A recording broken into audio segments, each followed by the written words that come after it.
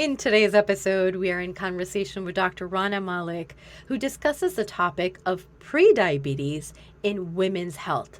She provides valuable insights into the causes of prediabetes, explores the relationship between prediabetes and metabolic syndrome, and sheds light on the potential reversibility of prediabetes. Join us as we dive deeper into these intriguing aspects and more with Dr. Malek.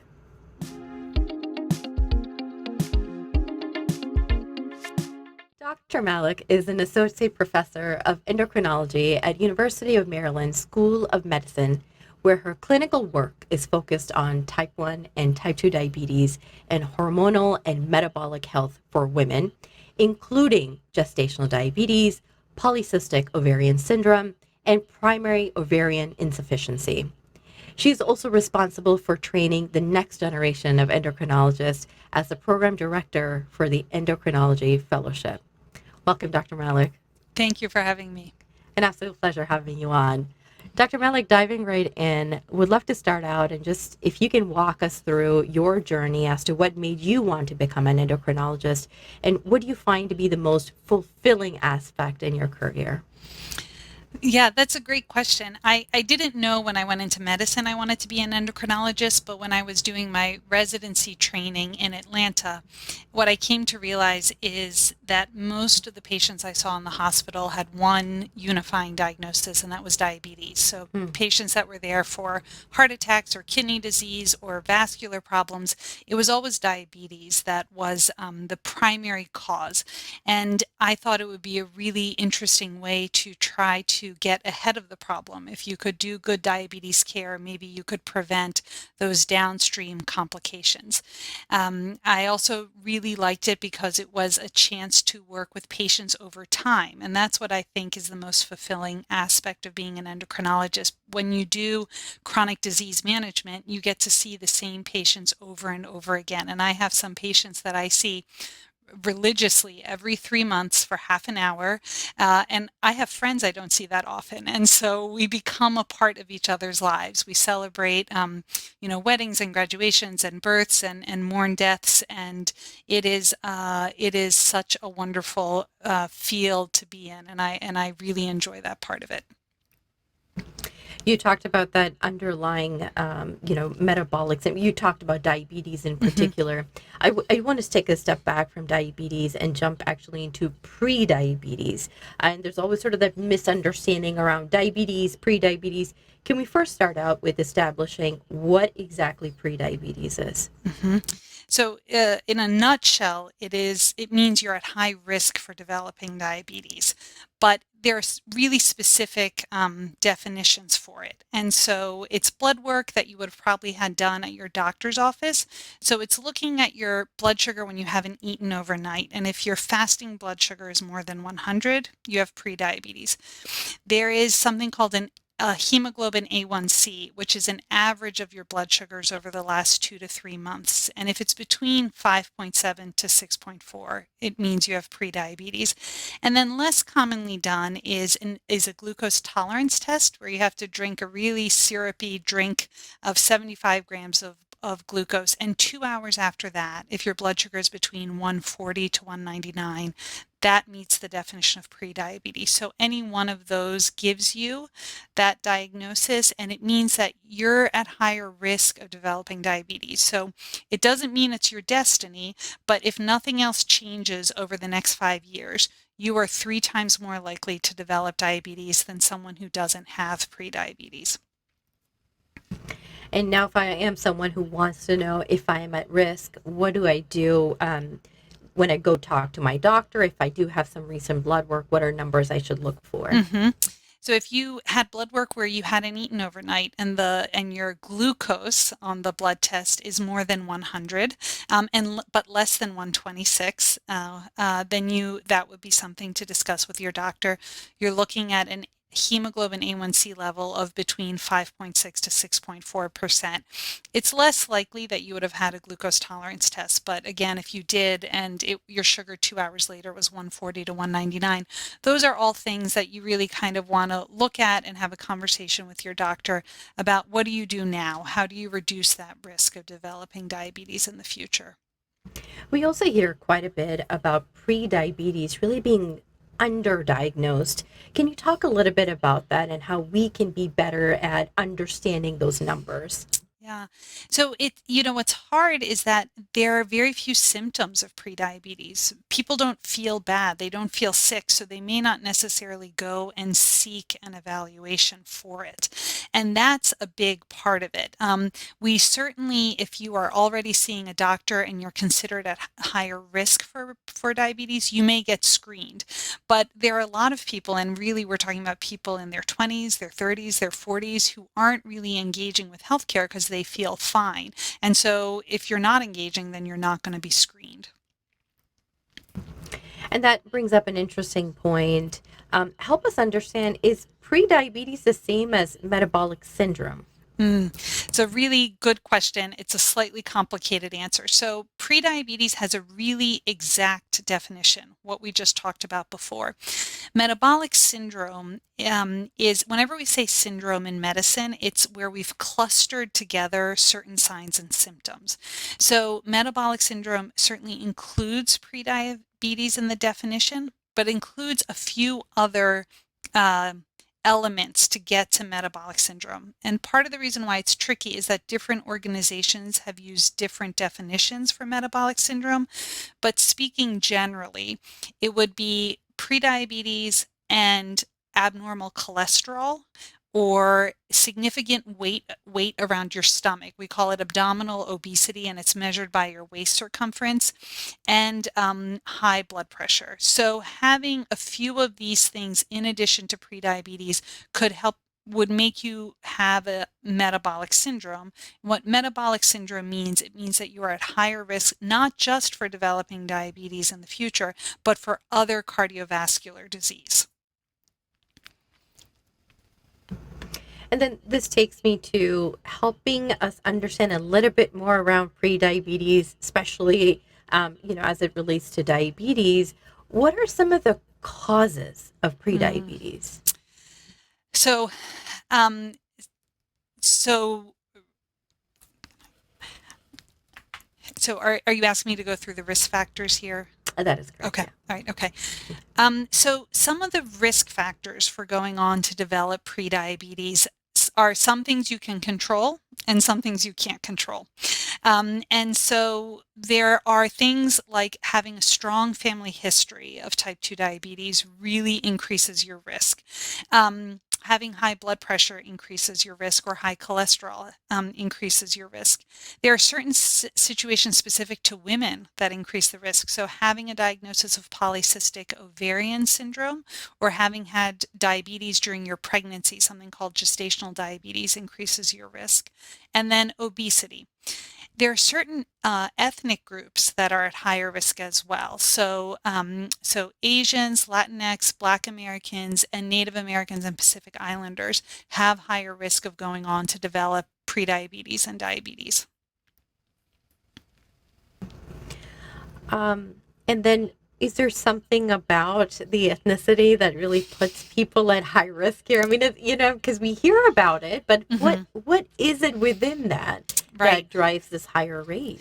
Right. So, I mentioned there are these high risk ethnic groups. And so if you kind of look at it from a very US centric approach, about 8% of the US population has diabetes. And in general, individuals who are non-Hispanic, white, and Asians are about at that risk. But just to give you a sense of the numbers, South Asians in particular, so individuals who have backgrounds from India, Pakistan, or Bangladesh, up to 14%, Latinx individuals 12%, Black individuals 13%. There are a lot of reasons. If you look at for Asian Indians, some of it has to do with the way fat is distributed in the body. So often fat is more centrally located around the stomach. There are some really interesting theories about repeated exposure to starvation and famine resulted in this kind of starvation adaptation. And so people store fat so that in case there's starvation, they have sources. But when you get to an era where we have food easily available, it makes it easier to just store that extra fat. And we certainly know for East Asians, the risk of diabetes goes up even at BMIs we would think were normal. We talk about BMIs of 18 to 25, but we actually have to screen for diabetes in Asian American individuals once the BMI reaches 23, specifically because of that fat distribution around the stomach and the abdominal organs. And to go back a second, what you mentioned about South Asians, I mean, I'm South Asian myself, Mm-hmm. and, I'm sort of thinking about this as well. And what seems like or sounds like to me was sort of more evolution and being able to Mm-hmm. survive through that. But now in an era of abundance, it's sort of, it's hurting the population, which takes me back to with diabetes, well, particularly pre-diabetes being so underdiagnosed. What are some other symptoms? So, of course, you mentioned the blood work, being on top of Mm-hmm. that. But what are some other things that I can look out for, that we can look out for in terms of symptoms when it comes to prediabetes? Right. And I mentioned earlier, it's part of the reason why it's underdiagnosed. People may have absolutely no symptoms. Sometimes people have no symptoms of diabetes, right? The one thing that people can look for is often with prediabetes, part of what's happening is people are resistant to insulin, the hormone that helps control the blood sugar. And so one thing that people can see when they look in the mirror is darkening of the skin. And it tends to be in the places where there are skin folds. So sometimes the back of the neck, in the underarms, in other skin folds in the abdomen, around the elbow. We call it acanthosis, and it has to do with the way insulin reacts with skin cells. And so if you see that when you're looking in the mirror, it may be something to call to attention when you see your healthcare provider. But again, it's not present in everyone. And so, Correct. okay, great. Correct. Is also help us understand, is having pre-diabetes a sign of anything else along with it that may be more severe? Mm. Yeah, it kind of ties a little bit into your earlier question about metabolic syndrome. Often these things travel together. So, the things that put you at risk for having prediabetes may be the similar things that put you at risk to having high blood pressure, high cholesterol, which puts you at higher risk for cardiovascular disease. And so, a lot of what, unfortunately in chronic disease management, you see, you have patients who pass, and what people often with diabetes really struggle with is cardiovascular disease. And so we're trying to not get there. With the work that you are doing also within women's health in Mm-hmm. particular, I want to draw attention to ask if there are any specific life stages or events in a woman's life that may cause the risk of developing Mm-hmm. prediabetes. Yes. And it has to do with kind of, again, this metabolic picture. And so I take care of a lot of women with something called polycystic ovarian syndrome, which at its kind of core has to do with insulin resistance. And so women that have PCOS, that's how we abbreviate it, are at higher risk over the course of their lifetime to develop prediabetes and then diabetes.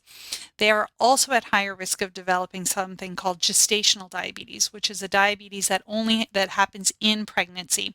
Not all women who develop gestational diabetes had PCOS. So any woman with a history of gestational diabetes is at very high risk to go on to develop prediabetes and diabetes. And another thing we sometimes don't think about as much is perimenopause and menopause, which is a time of hormonal shifts in a woman's body.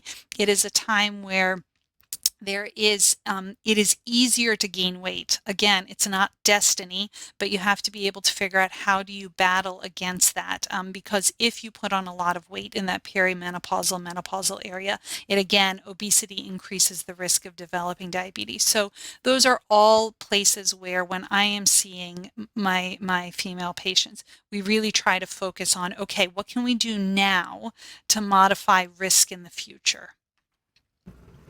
Now, given your extensive experience in both research and clinical practice, what disparities do you see in the prevalence or severity of prediabetes among women, again, from different ethnic backgrounds? And if so, what factors do you think contribute to these disparities in these women? Yeah, I mean, It's a big question. And what I actually would really kind of say that I would focus on when we're really looking at disparities, especially in US based healthcare, we are looking at disparities related to structural racism, to be quite frank. And so we are looking at what the disparities look like in settings where you have low quality housing in high poverty tracts. You're looking at the presence of food deserts. You're looking at the absence of green space where you can go out and walk and exercise. You're looking at sidewalks that are cracked and unpaved. Really, I think part of what drives that disparity are these social determinants of health that we are talking a lot more about. So it's not really people are coming to the clinic and they're being treated differently. It's just my experience of getting to drive to a grocery store that's 2 minutes from my house is very different than the experience of my patient in West Baltimore who has to take 2 buses to get to the grocery store. And right now, eggs are prohibitive. And so I think really it's important. We tend to do a lot with all of these metabolic diseases to put a lot of blame on the individual when actually there are these big societal issues that impact how we eat, how we exercise, how we experience stress. And those all manifest in terms of these metabolic illnesses. And then can you speak a little bit to when we're talking about the different ethnic groups and what Mhm. you're observing there, again, with the strong focus on women's health as well? So I think that what we tend to find is we see more diabetes and prediabetes in Latina, South Asian individuals, and Black individuals. And so we do tend to, when we are thinking about screening, those ethnic backgrounds are backgrounds where you will want to screen, and you will want to screen Asian women at a lower body mass index than you would want to screen, for example, a woman who is Latina, right? So sometimes if you're just looking at body mass index, you need to look at the patient in front of you and recognize there's a huge movement. It's called Screen at 23, which is screening for diabetes and metabolic disorders in Asian individuals, women and men, at a lower body mass index. So now let's switch gears and talk about reversal slash prevention. Mhm. So one, is it possible to reverse prediabetes completely through lifestyle changes, medication, magic, any interventions at all? I like magic. Sometimes we joke that we have a diabetes wand and we could just wave it. Right. But 100% it can be reversed, right? And so that's why I always try to say, because people will sometimes come see me with prediabetes and they're really scared. And I tell them it is not destiny, right? You really can. You have a lot of say in whether it progresses. So how do we know? What studies do we have that show us we can reverse it? So there's a very well-known study. It's called the Diabetes Prevention Program that looked at taking people with prediabetes, and we put a group of them in an intensive lifestyle program, which was a 16-week program. We took another group and gave them a medicine called metformin, which is a drug to treat diabetes. And the third group, we did what we usually do. Oh, go lose some weight and let's see what happens. And they actually ended the study early at 3 years because there was such a significant impact. And what they found is that in the group that was doing intensive lifestyle changes, they helped them lose 7% of their body weight. So it's not a lot. If you're 200 pounds, it's just under 20 pounds. They did 150 minutes of exercise each week. And what they found was after 3 years, only 14% of the people in intensive lifestyle went to go on to develop diabetes, whereas the people in the go lose weight category, 29% of them went to go on. So we really kind of cut that development in half. Metformin also reduced the risk, but it was not as good for older individuals. So that's what I talked about with my mother-in-law and father-in-law. Nope, we're going to work on lifestyle. And the other thing to point out, though, is that I mentioned women who get diabetes in pregnancy. Metformin is actually very effective in preventing diabetes for them. So that's a program that is covered by Medicare. So any patient on a Medicare plan, you can sign up for one of these programs and you can kind of get all of this coaching and counseling that comes with it. So that's a structured program. We do know there are certain diets that have been proven to reduce that risk. One is the DASH diet, dietary approaches to stop hypertension. The other one is the Mediterranean diet. Both of these diets have a lot in common. It's a lot of fruits, it's a lot of veggies, it's whole grains, it's lean proteins, it's getting rid of the processed foods and the sweets. And the Mediterranean diet in particular, which involves also olive oil and nuts, have actually shown that you can reduce your risk of diabetes eating that diet even if you don't lose weight. So the benefit is independent of the weight loss. There is something about that nutrient combination that seems to be beneficial. And then the big thing is exercise, 150 minutes per week. It does not have to be some perception of exercise where you're running and sweaty and miserable. It is finding a really good girlfriend and going for a nice long walk with them in the morning and ending with a cup of coffee, right? Trying to get that exercise in is really key.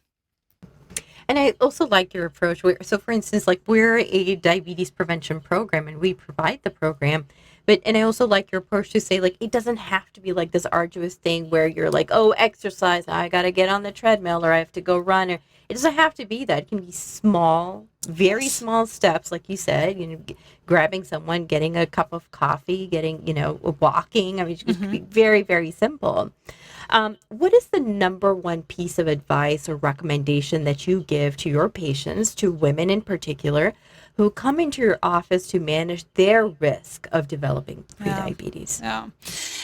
And, a lot of times when I'm seeing women with this, they're at this stage in their life where they're both caring for children in their house and they're often caring for parents, right?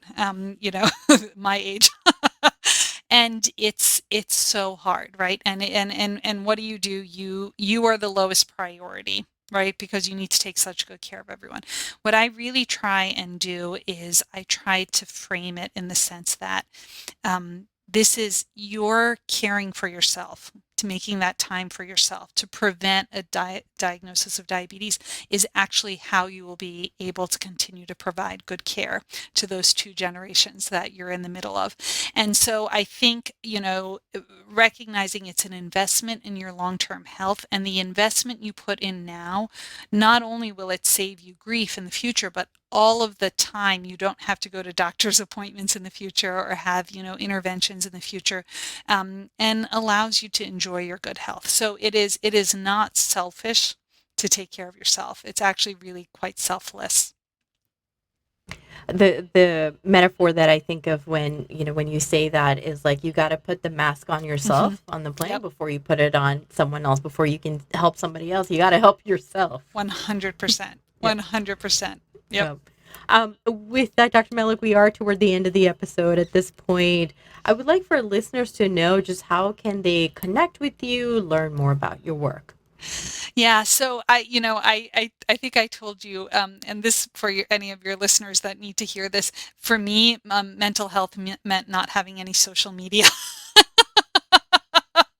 So I don't have a great Twitter. I do not have Twitter. I do not have Facebook. I do not have any of those things. Sure. I have some academic publications. If you are in the Baltimore area, I'm happy to see you. But so I'm not one of those like cool docs with with links and websites. So my apologies. No, that is completely fine. And what we will do though is we would love to get some of those publications and actually link it up in the show notes. So in the show notes below, folks, you can find some of the research that was mentioned here, so that folks can certainly be directed over to that. With that, thank you so much, Dr. Malek. It was such a pleasure talking to you. To our listeners, head over to our social media. I hope you enjoyed this episode. Find this podcast post and share with us any new insights that you learned about prediabetes from this episode. Let us know what that was. Something that you did not know about prediabetes, something that you learned about your own health, perhaps. Get over to our social media, head over to Facebook, our Instagram, and find this podcast post and comment below, again, letting us know if there were some new insights that you learned about prediabetes as a result of this episode. Dr. Malek, we will email you and let you know what those insights were. That sounds great. Thank you so This much was again. this was so much fun. Thank you. Thanks, Shireen. Thank you.